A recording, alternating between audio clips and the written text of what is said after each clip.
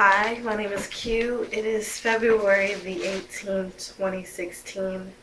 I wanted to reach out to the Moores, Ferguson, and the Wilson family.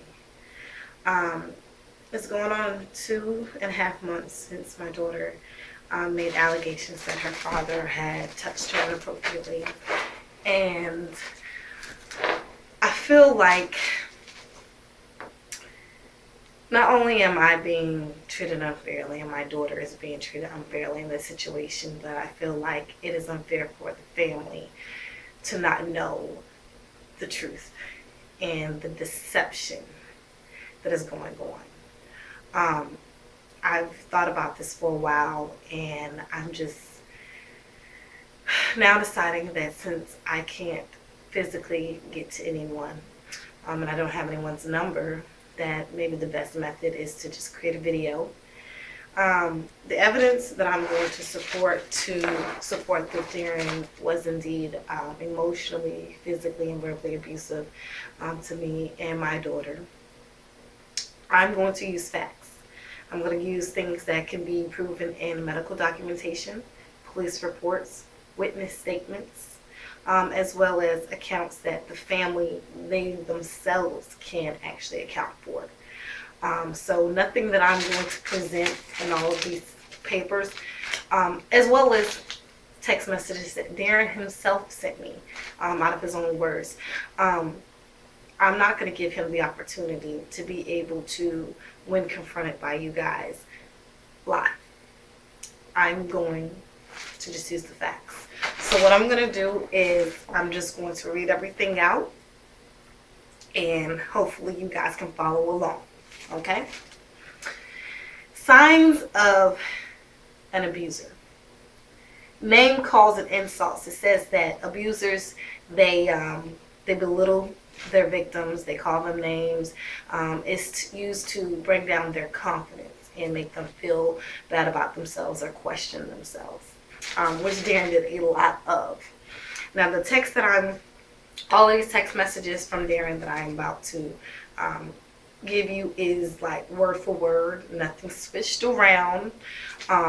Maybe a little bit is taken out before and after, in between, but I'm not adding anything or rearranging any of what he said. I'm leaving it exactly the way it is. And again, these can be proven in text messages that I still have on my phone. This is actually the text message I received the day that I confronted him about what Jada said.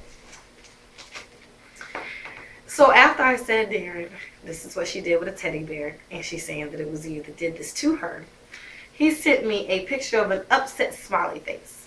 It had his eyes closed like this. And it says, I did touch her down there when I wiped her, you idiots. Fuck all of you. Have a good day. Smiley face clowns.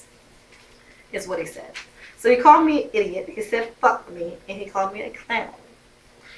I find it disturbing that he's using these emoji cons, these smiley faces. Better get a smiley face that's smiling after I just told him that his daughter said that he molested her and described it and showed it in detail.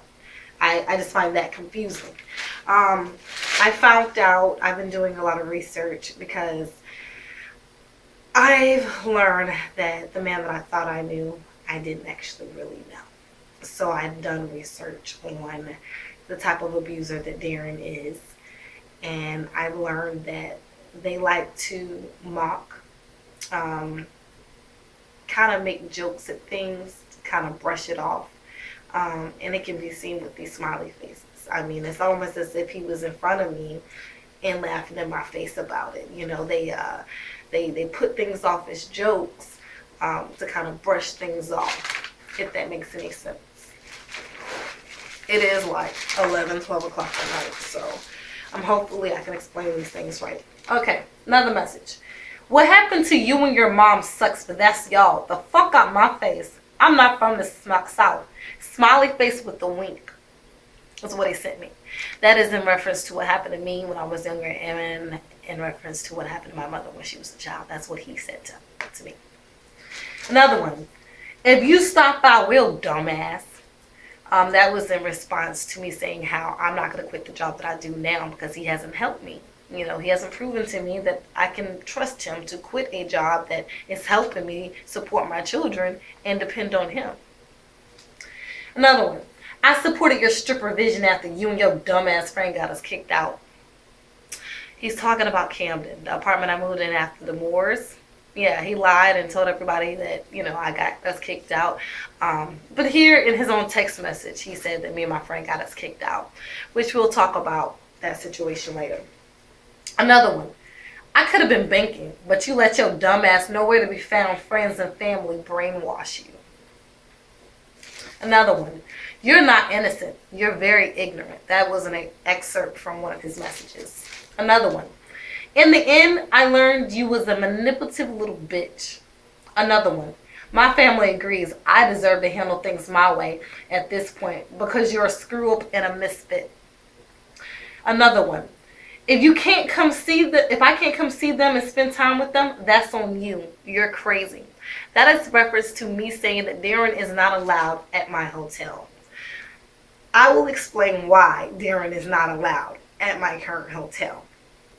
Told Darren when he asked if he could spend time with the kids, I said, you can do so outside of my house. You can pick up your kids, get your parents to come get them. Y'all meet us halfway, me and my sitter, and you go ahead and, you know, spend the day with your kids, but you're not allowed in my place. Because I said that, he's like, well, no, that's not possible. I can't get my parents to come get them. And I'm like, why not? You got them to come drop off presents on Christmas Day. Anyways. With Darren, is his way or no way. That is another sign of an abuser. It's their way or no way. There is no in between. It's their logic or no logic at all. Their logic is right. Number 2, dual personality, a Dr. Jekyll and Mr. Hyde. One day they're sweet, the next day they're mean. Now, those excerpts from those messages were the first day that I contacted this man in regards to my child. Message number 1. I don't know. I have a message for you. This guy handed us this pamphlet. So he sent me a message saying that basically he was at lunch. Some guy handed him this pamphlet and said, you know, invite anyone out to it. On the pamphlet, it says, the empowered mom, putting families first. Now he's trying to act like he's helping me. This is the next day. Another one. I'm always going to pray and fight for you.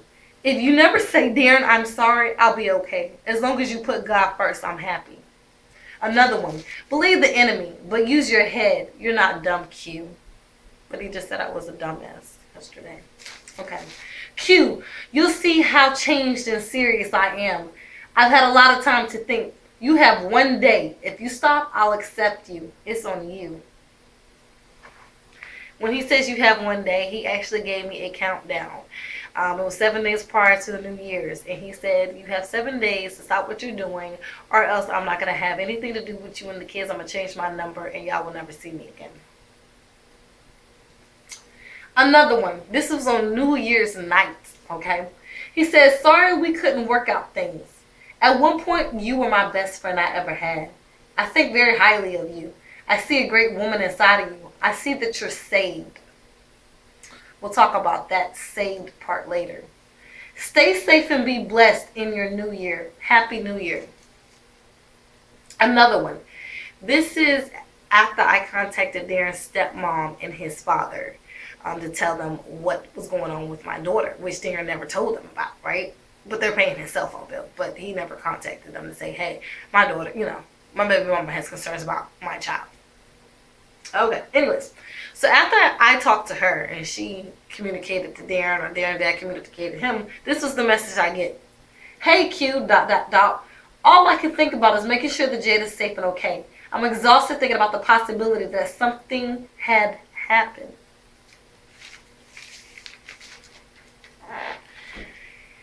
I have not deleted not one text message, okay? Not one time prior to me contacting his stepmom and them contacting him did he ask about my daughter. It had been a week, actually a little over a week, right? Not once did I get a text message, how's Jada doing? How's this? All I've been getting is smiley faces, smart remarks, questionable remarks. All of a sudden, it changes. He's concerned about her. Okay. Number 3, embarrasses and makes fun of the victim to family and friends. Now, this is back to my abuse with Darren. Sarah and Nelson can account for an incident when I moved in with the Moores where Darren had made fun of my middle name. He said, Q, tell Nelson what your middle name is. Man, you gonna laugh when you hear this. He knew how I felt about my middle name. My middle name is Tequila.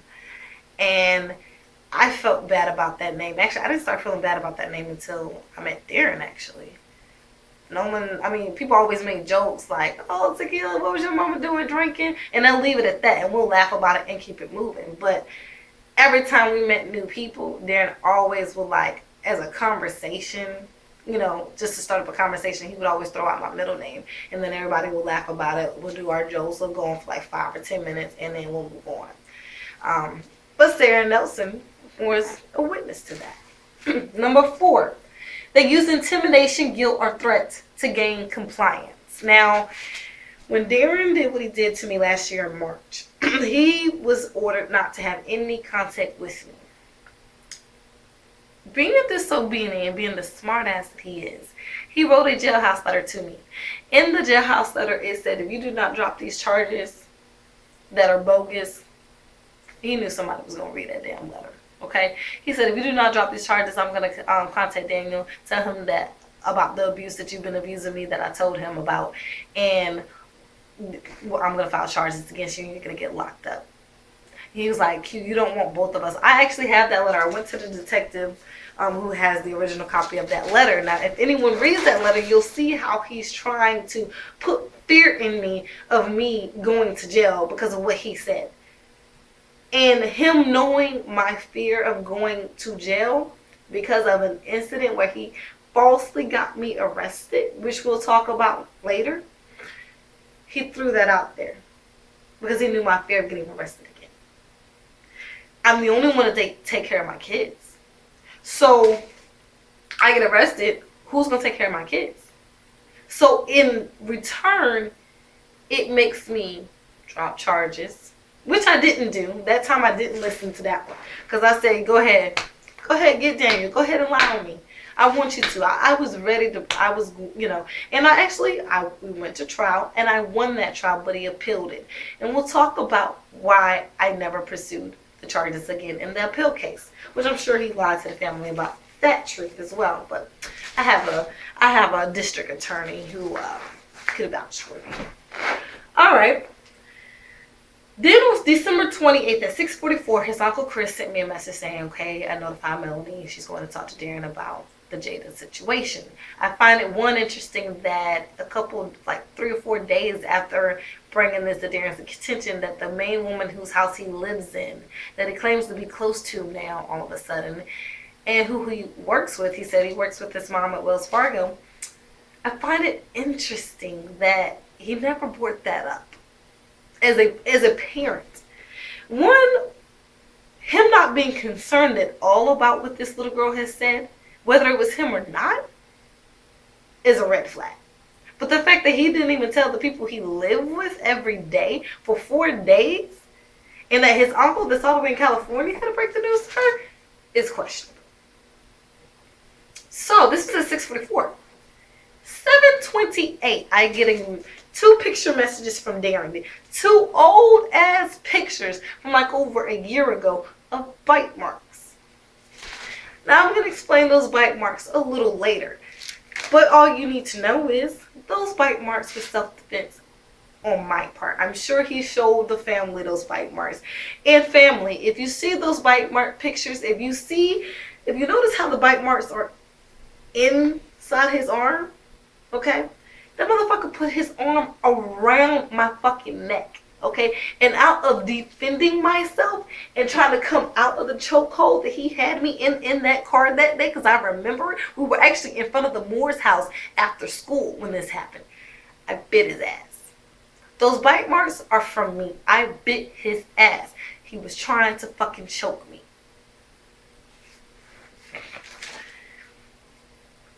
I bring up those pictures because, again, he uses the fear of me having gotten arrested the first time in Durham because of his false allegations. He this is how I know he was using this as fear. He sent the picture, but he had no words. And I couldn't, I knew what he was doing because I was like, this motherfucker's trying to, I knew his Uncle Chris had talked to him.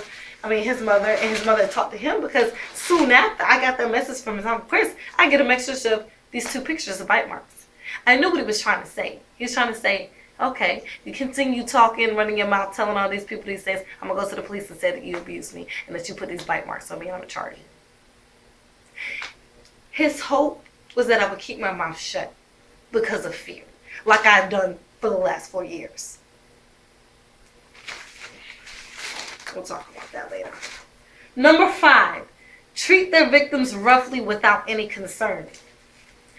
The stair incident at Miss Moore's house, which actually put me in the hospital when I was pregnant with Jada, which I do have documentation of. I have a hospital report dated and stamped from the Holly Springs Hospital, and then they transferred me to the Wake Med Hospital, and I do have the discharge paper. It's actually in my medical records where the doctor wrote on his notes where it says doctor notes. He said threatened abortion by abusive boyfriend. Okay? We'll talk about that incident later. But he lied to the family and said it never happened. He said I was the aggressor. Yet I was the one hospitalized, and he was the one that made sure to drop me off, and then he left me at the hospital and never came to visit. I stayed there for the whole entire rest of the day. So it was around 2 something. I stayed there till 8, 9 o'clock at night. He did not come visit. He dropped me off and left me. Okay. Another one. He threw me on the bed of Camden. Now, the apartment that I moved in after I left the Moore's house when I was pregnant with Roman, we actually got into an altercation because I decided to take Mr. Wilson's dirty clothes, out of the washing machine that he had it sitting in there for 3 days. I needed to wash me and Jada's clothes, so I took it out, I put our clothes in there, I washed it. 5 o'clock the next morning, he comes in there to check for his clean clothes so that he can go to work. Where's my clothes? I said, I took them out the washing machine, I put them in a basket. Why'd you take them out? We got in an argument. He started banging on my walls, slamming on my doors. Jada's sleep. It's 5 o'clock in the fucking morning. He was banging on the doors. It's my apartment. He breaks my doors. He punches a hole in my wall. He gets the police call. I get in trouble because that's my apartment in my name. And I have a little toddler right there by the door, sleep. And so logically in my head, I'm thinking, dude, you forgot to put in the detergent and turn on the washing machine for 3 days. I said, whether I had removed the clothes or not, you still would have walked in at this very point, opened it, and realized your clothes were still in there dirty. So you still would have went to work with dirty clothes had I not moved it out the dryer or not. You wasn't thinking about these clothes. As a result, he actually picked me up and threw me on the bed and got on top of me and held me down. When I tried to scream and yell for help for him to get off of me because I was pregnant with Roman, I was due in 2 months, he fucking covered my fucking mouth. Okay? Police ends up getting called out to there. There is a police document in Cary, okay, where I told the police, I said, look, this dude fucking threw me on the damn bed. I'm pregnant. And when I tried to scream for help and tell him to get off of me because I can't breathe, he covered my mouth to prevent me from screaming for help. That is in Cary's police report. Okay, another one, March 5th, last year when he got arrested. Okay, I'm pregnant with Layla. He knows that I'm pregnant. So what does he do? When I tried to leave because I said, Darren, I can't do this anymore. I have to get away from you because I can't do it. This is too much for me. I have to move on from you. When I try to leave the hotel door, he runs to it and blocks the door. Hits me up against the wall by the door in the corner. In the process, ends up busting my lip, but I didn't find out until he threw me on the bed, put a pillow over my fucking head, and sat on my fucking face. Okay? So, I can't breathe. I'm literally on the verge of fucking passing out, and I end up getting some kind of fucking superhuman strength to get my head free from out, because my face was on the fucking mattress. I got a pillow, and then I got him on top of the pillow. And I can't fucking breathe. I can't do shit, man. And my fucking chest was hurting. It was burning. So I ended up getting my head free. I saw a piece of his skin, and I bit that shit, and he jumped back. And I started yelling and everything. And I was like, dude, man, like I couldn't fucking breathe. And so upon looking down at the blanket, the sheets, I realized there's blood. Touched my lip, it's busted. The police actually ended up taking pictures of it. There's proof that I had a busted lip. Okay. Alright, number 6. They pressure you sexually for things that you are not ready for. Okay, so when I was pregnant with Roman, my best friend is a witness to this because she confronted him about this and said, you need to stop this. Darren is a very sexual person. He's too damn sexual. He has a high sex drive. I was pregnant. I had been through a lot as well. But I was pregnant and I did not want to have sex with him. Okay? I didn't. And he couldn't understand that. So what he would do is say, well, if you don't sleep with me, someone else will. Because of Darren's past infidelity with me and my fear of losing him at the time, a lot of times I would cave in and I would do as he said, because I had that fear that he would go out and do it, because I know he had the ability to do it because he did it before to me so many times. So in return, I'm doing something I don't want to do. And I brought it to my friend Brianna's attention. I said, Bree, man, I'm crying, man. I'm upset, man, because, like, I don't want to sleep with him. And he's always telling me about how this girl at Buffalo Wild Wings will do this to him, and how this girl want him and that girl want him. I said, but I just don't want to sleep with him. I don't have a sex drive. And she talked to him, and they got in their argument, as usual, when my friend tried to defend me. Also, I have a message that was forwarded to my parents from me months before this even happened. Months. This was like November. A message he sent me because I was confronting him about his infidelity while I was out there stripping, working my ass off, being a faithful woman to him. And he went behind my back and cheated on me with 2 people, which we'll talk about later. And so he sends me this picture. You know how people, they post a picture, like it's a screenshot of a TV show, and then it has those little captions, something funny on it. But this one says, it was like a face, some celebrity's face, and it said, "Men go, your girl deserves to get cheated on if she ain't giving up the pussy." That was his response to me saying how hurt I was over him cheating on me. So he blamed me for his infidelity because I wouldn't sleep with him, and I deserved it. I sent that to my parents.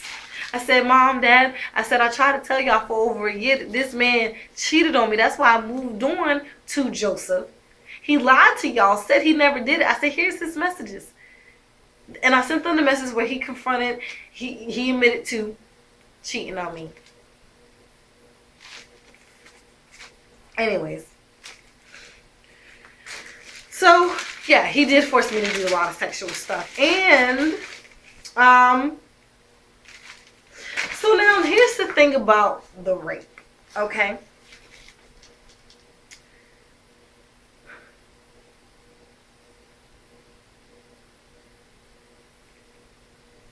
I don't want to talk about that one yet. But here's the thing about the rape.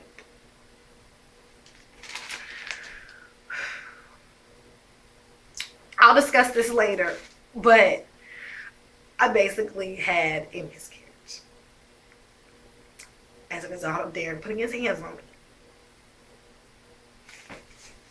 So I was already drinking at work because of the stuff that I was going through at home. But I started drinking like a lot because of the guilt of putting that baby in that situation. I felt really guilty. The baby was not Darren. The baby was Joe's. I can't even get into detail about that right now. I'll explain it later, but I ended up losing that baby. And as a result, I started drinking a lot at work. And with the exhaustion of working Monday through Sunday, I would get up at 7 o'clock in the morning. After getting up every few hours to feed Roman, get up 7 o'clock in the morning, go to the grocery store, spend a little bit of time with them, eat breakfast, catch a bus at 8:05, and then I'm going to be back home to 9. So I was exhausted, and I was drinking at work. So by the time I close my eyes, I am knocked out. Like, I'm like, you might as well have beat me in the head, knocked me unconscious, knocked out. Because what was happening was, this is how I found out. I kept waking up with my underwear down to my knees. And then I started waking up with my underwear down to my knees and it being wet. Like it was wet. Like somebody had been in there and done something wet. So this happened like 5 times. Every time I questioned Darren, the first time, a few times, I didn't question it. So I'm like, you know, I didn't think to question it. But then like maybe like the 3rd or 4th time, I'm like, okay, this is happening way too much. So I questioned Darren. He laughs it off. Man, I don't know how that happened. The 5th time, he laughed in my face and admitted to what he was doing. He said, you know, I was just, you know, he's like, I wouldn't do nothing but just put the tip in. I'll shake you. You be asleep. I asked you if you wanted it. You be asleep, so I'll stick the tip in you. I said, Darian, you're fucking me without my permission. I said, what makes you think it's okay to pull my panties down, put your dick inside of me when I'm asleep? When I'm up, I tell you no when you ask for it. Why would you think it's okay when I'm asleep? And I said, but again, why would you wait till I'm unconscious? I said, Darren, you know I'm unconscious because if you're shaking me and I'm not moving or I'm not responding, why pull down my panties anyways and put your tip in me? I told my friend that day. I was upset. I told Bree. Bree was pissed. We both confronted him. This is what Darren told us, okay? I have a witness to this. Darren tells us it's no different than a woman waking up in the morning and giving her man head. He said it's not rape. It's no. That's what he fucking told us. That's what he told us. I have a witness. I would take a lie detector test. That motherfucker raped me, okay? I was going through so much shit. I had to take care of my kid. You think I got time to really think about fucking rape? When we're living in a fucking hotel and I'm the only one providing? I'm the only one that can take care of my kids? My head was so fucked up. The normal things that a person would think about or be concerned about, I wasn't. I wasn't. At all.